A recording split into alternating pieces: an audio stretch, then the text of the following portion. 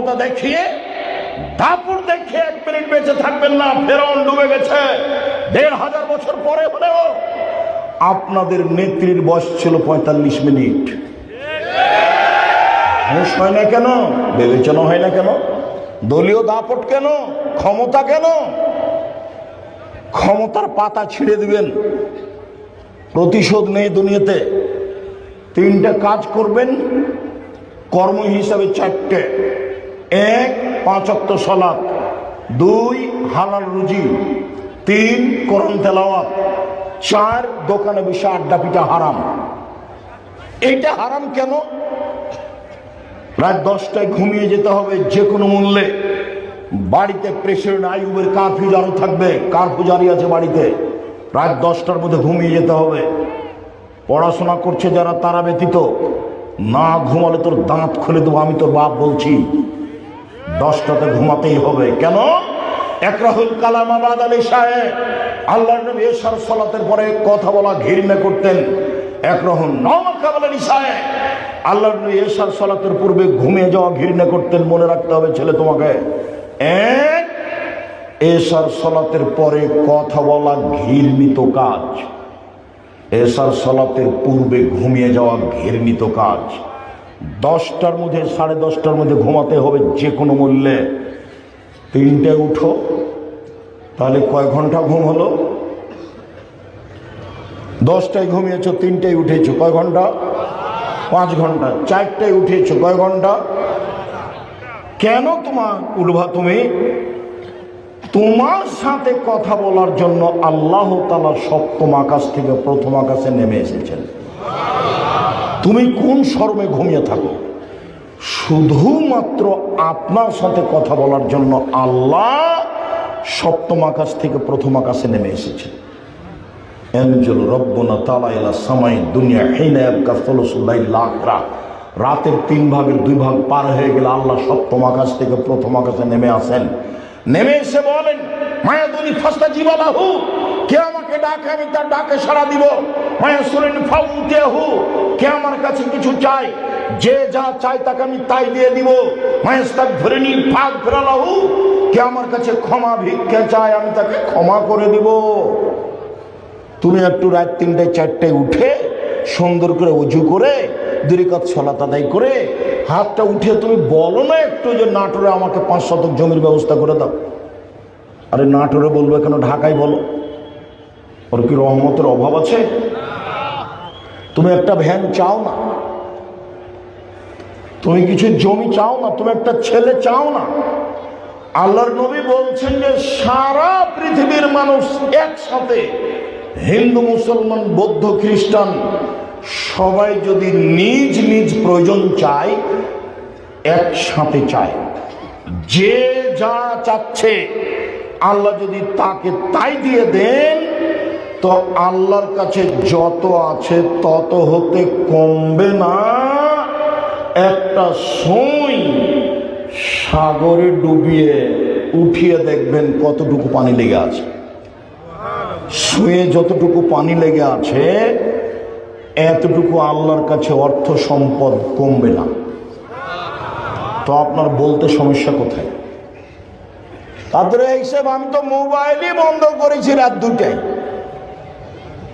তা আমি 3টায় উঠবো কি করে? সেই জন্য তো বলছি তোমার জীবন গরু ছাগল কুকুর শ্রীলের মতো। তোমার মা রাত 3টে 4টায় টিভি বন্ধ করেছে, তোমার আব্বা তাহাজ্জুদ পড়তে উঠেছে, ওযু টজু করেছে, বিশাল টিভি, সালাত শুরু করতে যাবে আর চালু করেছে। চালু করার সাথে সাথে একবারে গোটা টিভি ভর্তি ল্যাংটা বেয়ে চলে এসেছে। কোথায় তাহাজ্জুদ গেছে হারিয়ে। হযরতুল্লাহ বিশ্বহাত আমি বলিনি, মুহাম্মদ সাল্লাল্লাহু আলাইহি ওয়াসাল্লাম বলছেন মনের ইচ্ছা দ্বারা জাহান্নাম ঘেরা আছে। হযরতুল জান্নাত বিল মাকারিহ, নিয়ম নীতি কষ্ট ক্লেশ দ্বারা জান্নাত ঘেরা আছে। জোর করে জান্নাত পাওয়া যায় না, জোর করে জাহান্নাম পাওয়া যায়। 3টে পথ সহজ। 1,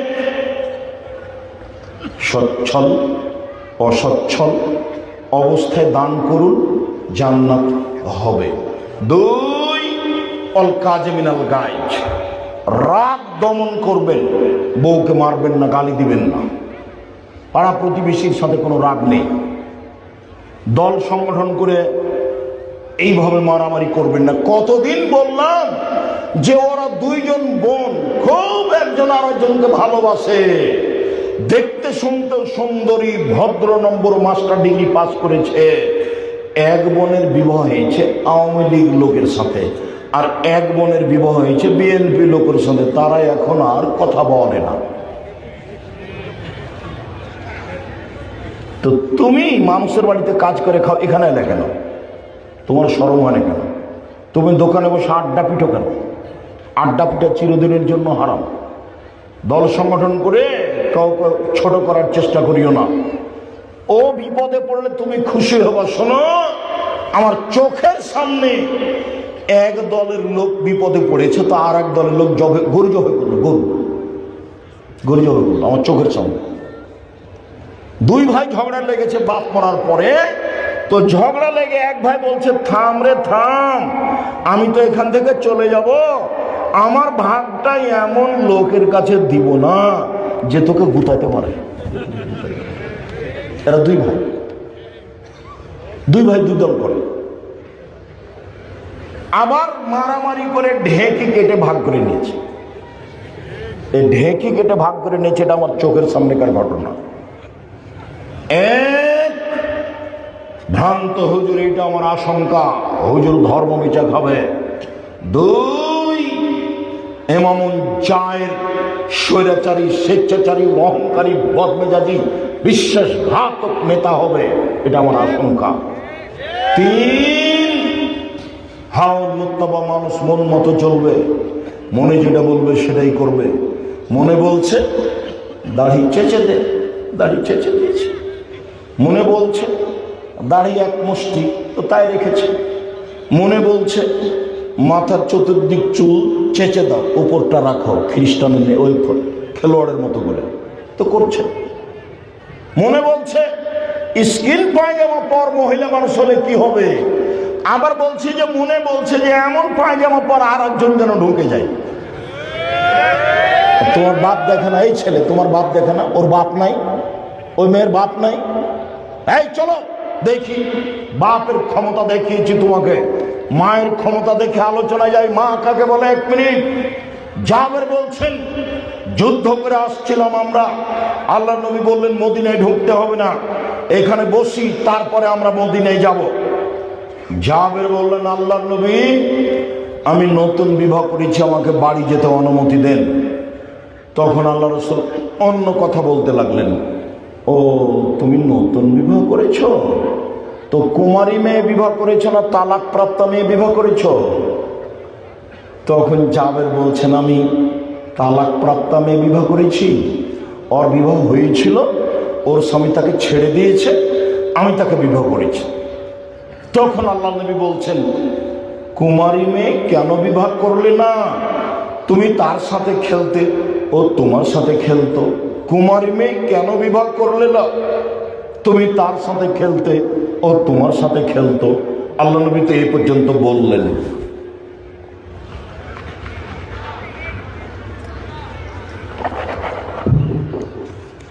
দেখি আল্লাহ নবী কি বলেন, জাবের কি বলেন।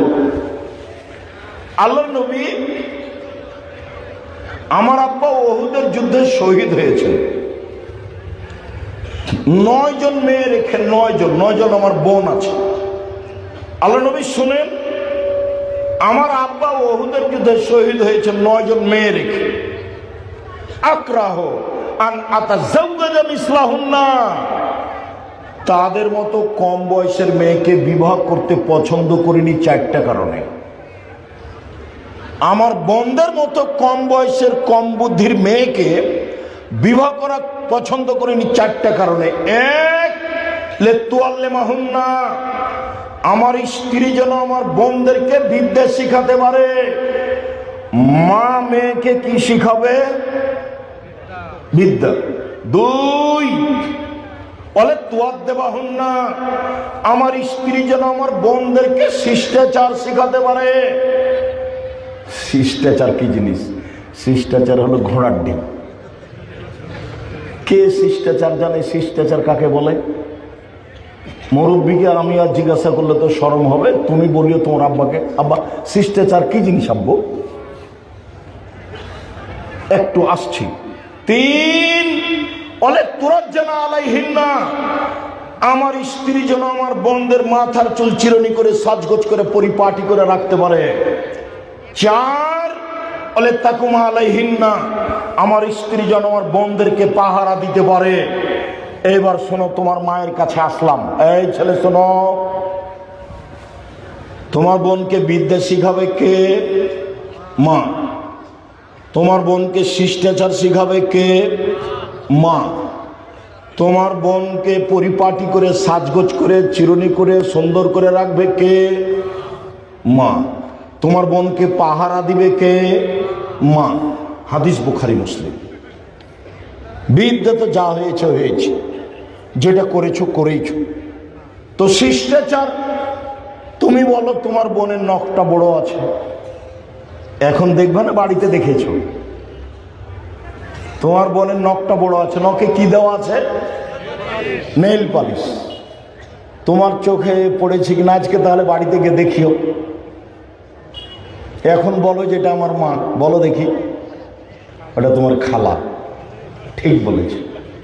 তোমার মাকে বলিও, তোমার মা যেন তোমার মাকে, তোমার বোন যেন তোমার মাকে সৎ মা বলে ডাকে।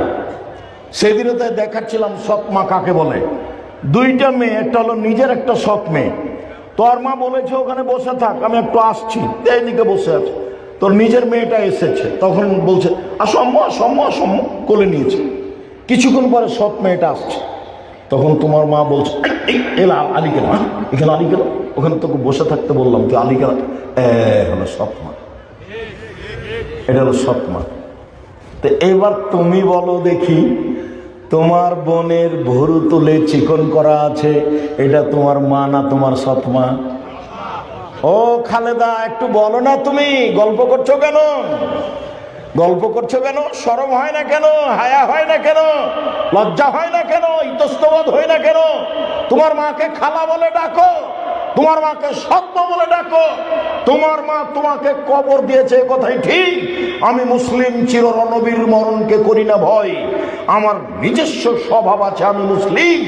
আমি হিন্দু স্বভাবে গড়ে উঠতে রাজি নই, আমি ইহুদি স্বভাবে গড়ে উঠতে রাজি নই, আমি খ্রিস্টান স্বভাবে গড়ে উঠতে রাজি নই।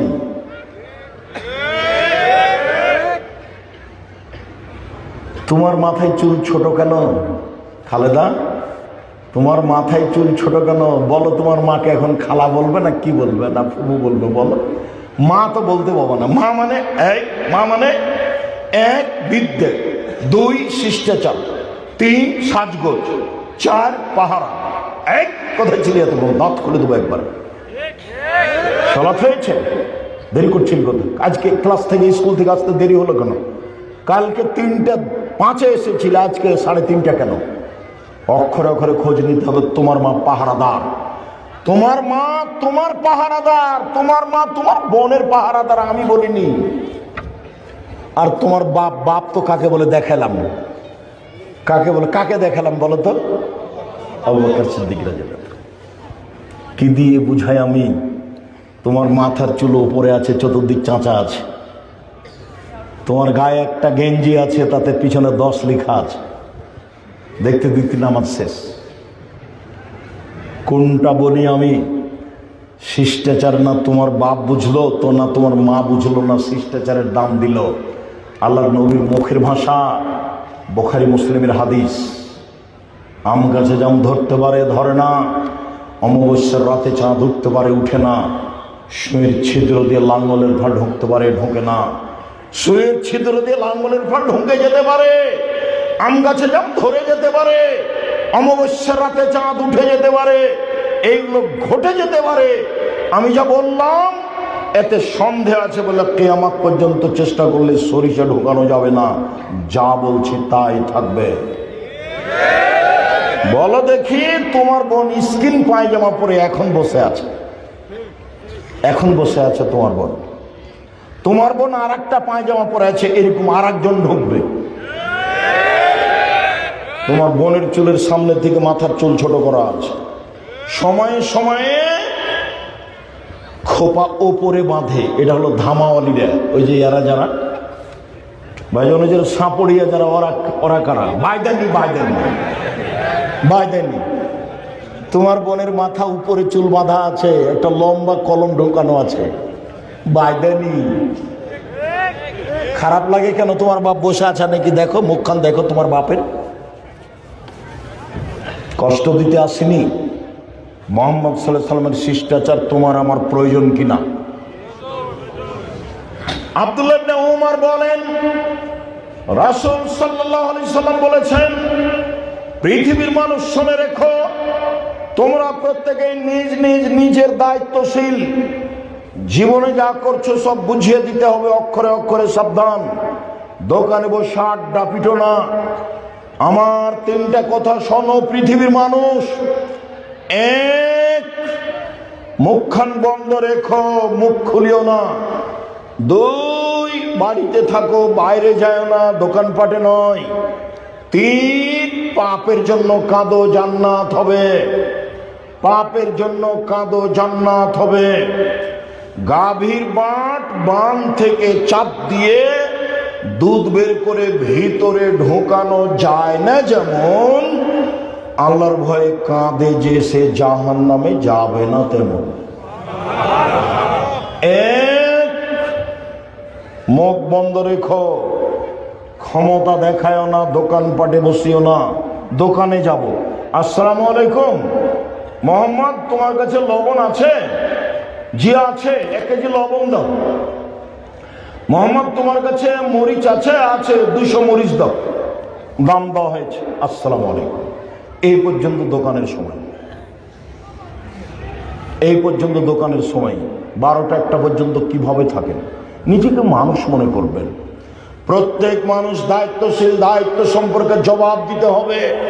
সারা জীবন কি করছো সব বুঝাতে হবে। যেদিন বুঝানো শুরু হবে সেদিন কোনো দোভাষী থাকবে না, কোনো অন্তরাল থাকবে না, কোনো অন্তরাল থাকবে না, কোনো দোভাষীও থাকবে না। আল্লাহ যা বলবেন তুমি তা বুঝবা, তুমি যা বলবে আল্লাহ তা বুঝবেন।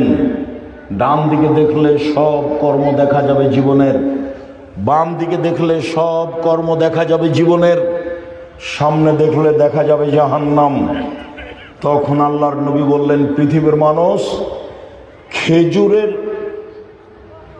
বীজের উপরে একটা সাদা চামড়া থাকে, একেবারে চিকন, দেখেছেন? এইটার সম পরিমাণ হলে তোমরা দান করে জাহান্নাম থেকে বাঁচো। এই কথা মুহাম্মদ সাল্লাল্লাহু আলাইহি সাল্লাম বলেন, হাদিস বুখারী মুসলিম। ওইখানে বলে আসলাম, ওটা তুমি মনে হয় ভুলে গেছো। ওরা জান্নাতি, এক, সচ্ছল অসচ্ছল অবস্থায় দান করে যে 10 লাখ টাকা, 10 টাকা, 1 টাকা। দুই, রাগ নিয়ে কাজ নেয় না যে, রাগ দিয়ে কাজ নেয় না যে। কি করেছে? মামলা। আচ্ছা ঠিক আছে, করেছে। কি করেছে? আপনার ছেলেকে মেরে দিয়েছে তো? ও আচ্ছা ঠিক আছে, ধৈর্য ধারণ করো। কি করেছে? আরে ও জমি জাল করে নিয়েছে তো, তো দখল করেছে, জমি প্রাচীর দিচ্ছে। আচ্ছা, ধৈর্য ধারণ করো। এটা নয়, কে রে, যা তো ওকে মারেই তো কত টাকা লাগে। ঠিক, রাগ নেই। তিন, অল আফিলান নাস, মাপ, শুধু মাপ। কি করেছে? অন্যায় করেছে, মাফ করে দিলাম। কি করেছে? মাপ, শুধু মাপ, শুধু ছাড়, শুধু ছাড়। 3টা কাজ মনে থাকবে না নাকি? এক, দান। ও মনে থাকছে না, কই মনে থাকছে? 1 টাকা হোক নাই 1 কোটি টাকা হোক। 2, রাগ নেই, ছাড়। 3, মাপ। এই 3টা কাজ। ফলে মামুন নাসে আলা রাইন মুসলমান রায়তেহি, যেই জনগণের দায়িত্বশীল নেতা, দেশের প্রধান, তাকে অক্ষরে অক্ষরে জবাব দিতে হবে, অন্যথায় জাহান্নাম। আর-রাজুলু রাইন ফি আহলি বাইতিহি, বাড়ির মালিক যিনি, পিতা, ছেলে মেয়ের পিতা, স্ত্রীর স্বামী, তাকে জবাব দিতে হবে। ওয়াল মারাতু রাইয়া ফি বাইতি যাওজিহা ওয়া ওয়ালাদিহি, আপনার স্ত্রী, মেয়ের মা, ছেলের মা, বৌমার শাশুড়ি আপনার সংসার কেমন দেখাশোনা করলো তাকে অক্ষরে অক্ষরে জবাব দিতে হবে। ওই মহিলা, আপনার বউ যদি হোঁচলা হয় না, হস্তিনী হয়, সংসার চালাতে পারবেন না।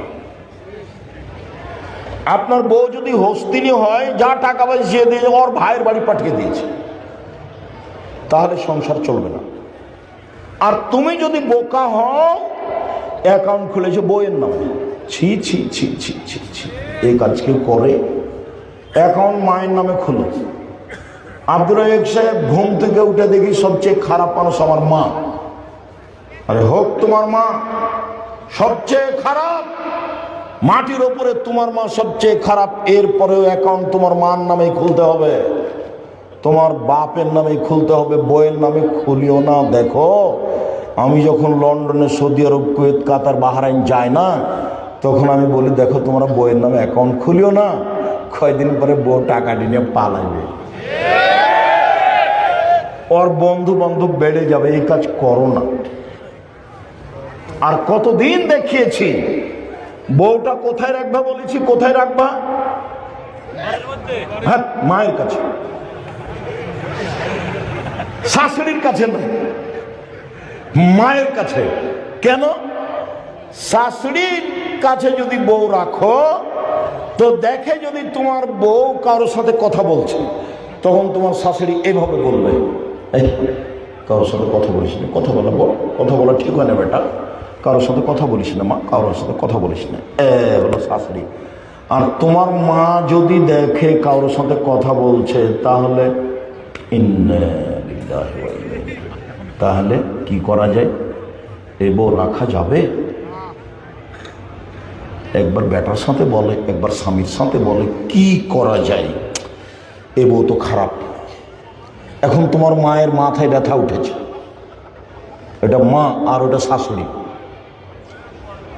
আর একটু পার্থক্য দেখবা, তোমার বউকে চিনবা। এদিকে দেখো, আগামীকাল সকালে 1000 টাকার নোট 10টা তোমার মাকে ডেকে নিয়ে এসে তোমার বউয়ের সামনে একবারে সুন্দর ঝকঝকে টাকা 10টা তোমার মায়ের হাতে দিয়ে দাও, আম্মা এই যে খরচ করবেন।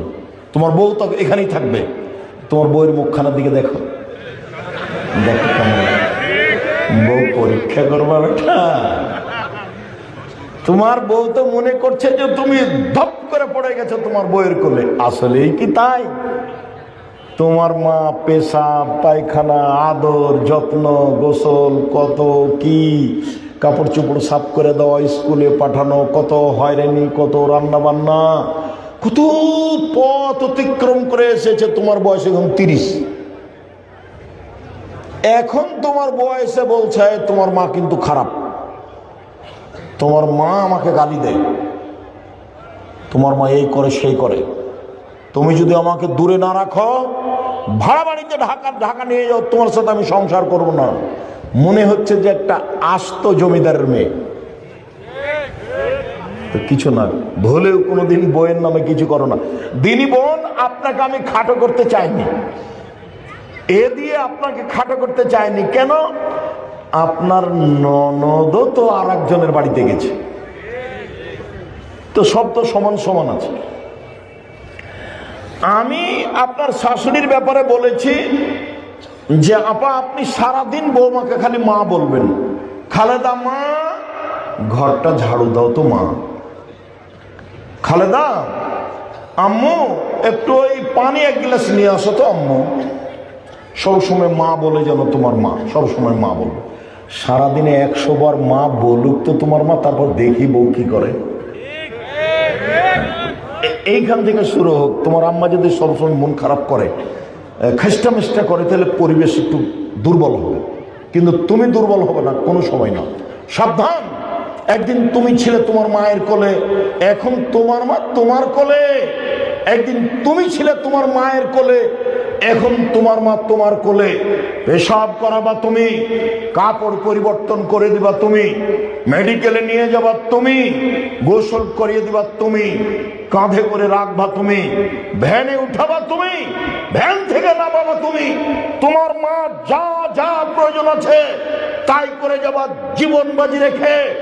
যা হবে হবে, সংসার টিকবে কি টিকবে না সেটা পরের কথা। মাকে অপমান করে 1 মিনিট বেঁচে থাকতে রাজি নয়। দেখো, আল্লাহর নবী বলেছেন, তোমার বাপ মাই তো তোমার জাহান্নাম, তোমার বাপ মাই তো তোমার জান্নাত, তোমার মাই তোমার জাহান্নাম, তোমার মাই তোমার জান্নাত, তোমার মায়ের পায়ের নিচে জান্নাত। এ হাদিস ঠিক। এই কথা মুহাম্মদ সাল্লাল্লাহু আলাইহি সাল্লাম বলেন। জীবন বাজি রেখে বাপ মাকে সম্মান করার চেষ্টা করিও। সম্মানিত দিনী বোন, আপনি বাড়ির দায়িত্বে আছেন, বিচারের মাঠে আপনার স্বামীর সংসার সম্পর্কে, ছেলে মেয়ে সম্পর্কে জবাব দিতে হবে। কাজের মেয়ে যে, দাস দাসী যে, তাকে যথাযথভাবে জবাব দিতে হবে। এদেশের লোক যারা কাজ করতে যায় তারা সাধারণত ফাঁকি দিতে চায়। দায়িত্ব খুব কঠিন জিনিস। 1 মিনিট, দায়িত্ব ভালো পরিচালনা করলে জান্নাত সহজ। 2-3টে হাদিস বলি। 1, বিচারের মাঠে 7 শ্রেণীর লোক বিশেষ ছায়াতলে থাকবে। তার 1 শ্রেণীর লোক হচ্ছে ন্যায় পরায়ণ দায়িত্বশীল, ন্যায় পরায়ণ সরকার, ন্যায় পরায়ণ চেয়ারম্যান, মেম্বার, এমপি, মন্ত্রী, হেড মাওলানা, হেডমাস্টার, প্রিন্সিপাল। আরেকটা হাদিস, রাসূল সাল্লাল্লাহু আলাইহি সাল্লাম বলেন, পৃথিবীর মানুষ শুনে রেখো, ইন্নাল মুকশিতিনা ইয়াওমাল কিয়ামাহ, নিশ্চয় ন্যায় পরায়ণ নেতা যারা, একুনু আলা মানাবিরা আলা নূরিন ইনদাল্লাহি তাআলা, আল্লাহ তাআলার নিকটে নূরের মিম্বারের উপরে বসতে পাবে ন্যায়পরায়ণ নেতা। আল্লাহ তাআলার ডান পাশে নূরের মিম্বারের উপরে বসতে পাবে ন্যায়পরায়ণ নেতা, ন্যায়পরায়ণ হেড মাওলানা, হেডমাস্টার, প্রিন্সিপাল। সমাজের দায়িত্ব পালন করে যারা ন্যায়পরায়ণ ভাবে, তারা আল্লাহর পাশে নূরের মিম্বারের উপরে বসতে পাবে। এই কথা মুহাম্মদ সাল্লাল্লাহু আলাইহি সাল্লাম বলেন। তাতে তিনি বললেন, আল্লাযীনা ইয়াদিলুনা, যারা ইনসাফ করে, ফি হুকমিহিম, নেতৃত্বে, ওয়া আহলিহিম, পরিবারে, ওমাআলু, যেখানে যেখানে দায়িত্ব পালন করে জনগণের, সেখানে তারা এই নূরের মিম্বারের উপরে বসবে। রাসূল সাল্লাল্লাহু আলাইহি সাল্লাম বলেন, 3 শ্রেণীর মানুষ জান্নাতে যাবে। 1 শ্রেণীর ইমামুন মুকশিতুন মুওয়াফাকুন, ন্যায়পরায়ণ নেতা, যে জনগণ যেটা চায় নেতা সেইটা করে, জনগণের দাবি দাওয়া নিয়ে চলে, এরাই হলো ন্যায়পরায়ণ নেতা, এরা হবে জান্নাতি। শুনুন সম্মানিত দিনী ভাই বোন, এবার এ অংশ ছেড়ে দিয়ে এইটা কেমন কাজ সেইটা বুঝি।